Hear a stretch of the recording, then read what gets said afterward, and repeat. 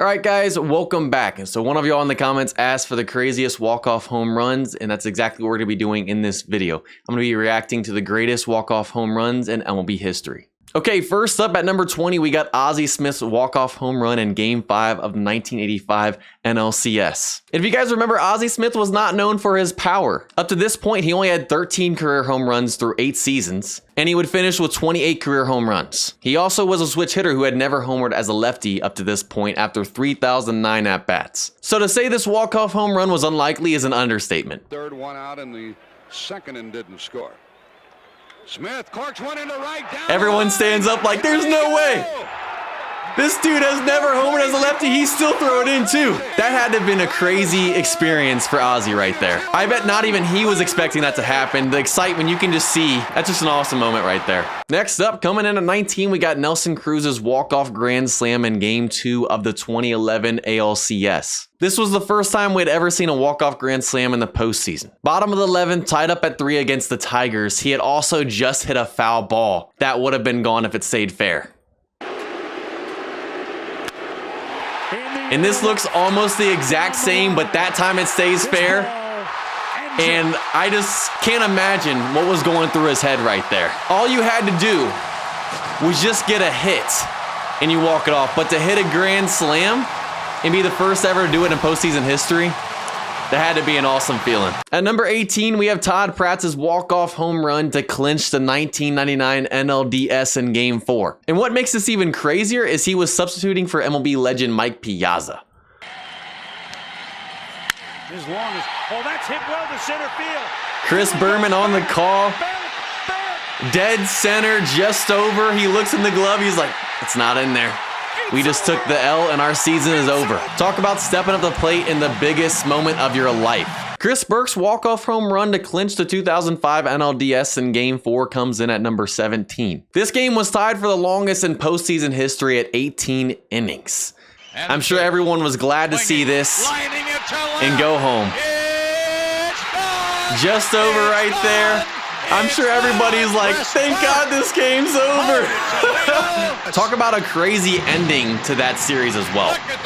An 18-inning extra innings game. For our next walk-off home run at number 16, it's not just one, but 2 of them. Both by the same man, David Ortiz, within 11 days of each other. The first was to clinch the 2004 ALDS in Game 3. 2/3 did K-Rod. And here's David Ortiz. You see that number today with 3 hits. Apo Taco over the green monster. Chris Berman again. And the amount of walk-offs that Big Papi hit in his career is just insane. One of the most clutch MLB players of all time. The other one was in Game 4 of the 2004 ALCS against the Yankees. The Red Sox were down 3-0 at this point. This would be their first win. They would then go on to complete the greatest comeback in MLB history, down 3-0. And ended up winning the 2004 World Series, and it all started right here to get that first dub. Ortiz in the deep right field.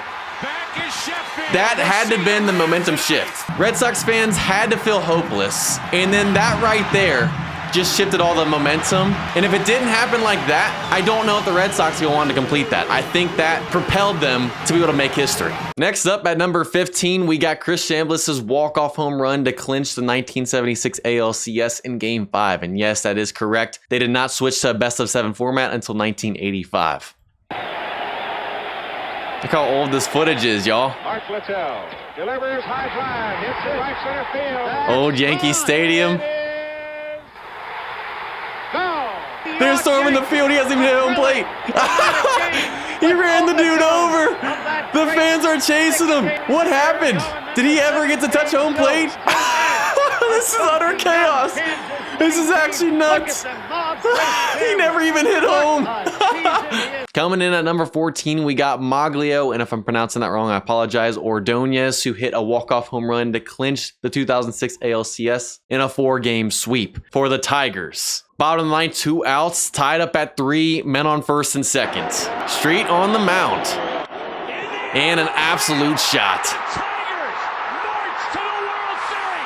To go to the World Series, man.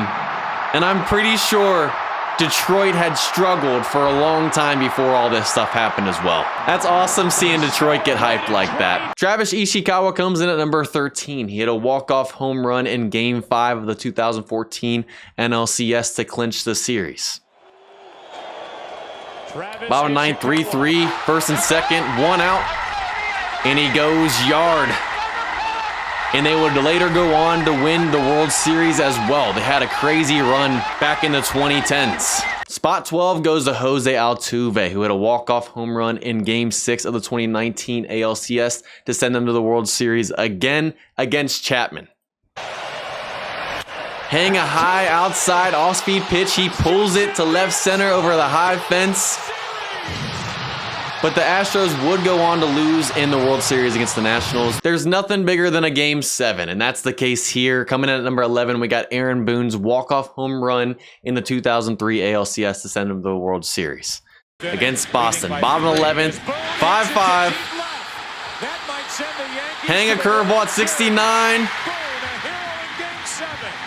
And the Yankees were World Series bound. And at number 10, we got Tommy Heinrich's walk-off home run in Game 1 of the 1949 World Series. And what makes this one special is it's the first ever walk-off home run we saw in the World Series. Newcomb's third pitch. Black and white. That old bat sound. Into the lower right field stand. And it's gone. It's all over but the shouting. And I'll say, this announcer sounds so nonchalant. In the last half of the ninth, He just walked off in the World Series. hero of the day. He just doesn't sound like he has much energy. Maybe it's just the microphones back in the day. Taking the 9th spot on this list is Max Muncy's walk-off home run in Game 3 of the 2018 World Series against the Red Sox. And this would go on to be the longest game in postseason history in terms of time, at over 7 hours. And it's tied in terms of innings at 18 for the longest postseason game ever as well. And I'm pretty sure he just missed a home run in the bottom of the 15th earlier in this game. But he finally gets it right here. It ends up being almost a Game 3 start. Muncy flies one in the air to left center. Back at the wall. It is gone. Just over. It's over. And I'm sure everybody was finally ready to go home. I remember watching this as a Dodgers fan. I was hyped. Sadly, we would go on to lose that World Series to the Red Sox. Adolis Garcia secures spot number 8. He hit a walk-off home run in Game 1 of the 2023 World Series. But first, the Rangers were down 5-3 in the bottom of the 9th, 1 out. A man on first, and Corey Seager ties the game. It's tied. An absolute shot, almost went second deck. So now the game's tied. Crowd's going crazy. And that leads to Adolis Garcia in the bottom 11th, 1 out. Adolis Garcia sends one the other way. That sends Carroll back. He's at the wall. Game, set, match. In the postseason run he had between the Astros and the ALCS, and then here was legendary. I believe he broke the record for RBIs in postseason at like 22 or 23, and that was his 8th home run right there. And they would go on to win the World Series over the Diamondbacks. This might be one of the most memorable and recognizable home runs on the list. Coming at number 7, we have Carlton Fisk's walk-off home run in Game 6 of the 1975 World Series. They were down 3-2. This was to force Game 7. And Fisk will lead it off. There it goes. Pulls it over. The Green Monster. But he's waving it fair. I believe if he did not wave it, it would have gone foul. I believe that he used the force like a Jedi and made it stay fair. For the next walk-off home run, we're going back to the 2011 World Series. Earlier on this list, we saw the walk-off grand slam in Game 2 from Nelson Cruz. And now here we got David Freese's walk-off home run in Game 6 of the 2011 World Series, down 3-2 to force Game 7. Bottom 11th, 9-9, high-scoring game, extra innings, dead center, and they would go on to win the World Series. And the Rangers would have to wait another decade until 2023 to get their first World Series. We've made it all the way to the top 5. And coming in at number 5, we have Kirby Puckett's walk-off home run in Game 6 of the 1991 World Series. They were down 3-2 at this point as well. The ball. The hitter swings at the arm motion. Into deep left center for Mitchell. And we'll see you tomorrow night. And then they would go on to win the World Series over the Braves. And I believe he was a double shy of the cycle as well for that game. 2 singles, a triple, and a home run. Talk about getting it done. Coming in at number 4 is one of the greatest walk-off home run calls of all time. 1988, Kirk Gibson hits a walk-off home run in Game 1 of the World Series. They're down 4-3. He's injured, but that doesn't matter.